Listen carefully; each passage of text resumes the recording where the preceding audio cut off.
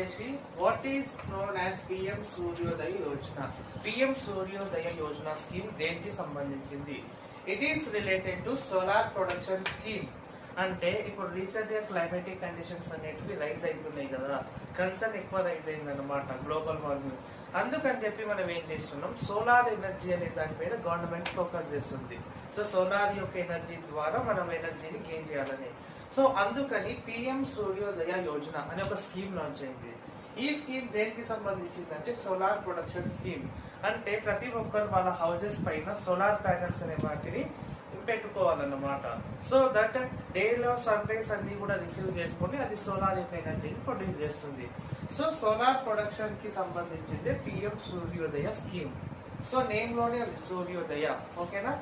And ఈ scheme లో భాగంగా అరౌండ్ 300 యూనిట్స్ ఆఫ్ సోలార్ ఎనర్జీని డెవలప్ చేయాలన్నమాట, ఓకేనా. ఫోర్త్ క్వశ్చన్ వచ్చేసి oldest male to win grand slam.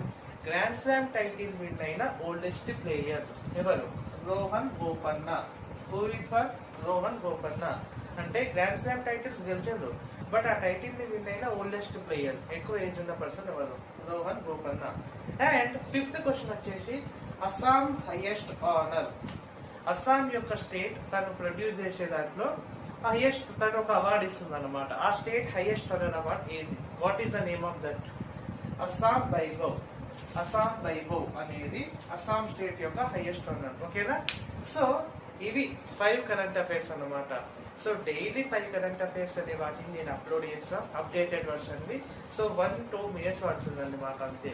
So వీటిని ఫాలో కండి. అండ్ జిఎస్ లో 60% ఆఫ్ ది మార్క్స్ ని మీరు విన్ కండి, ఓకే.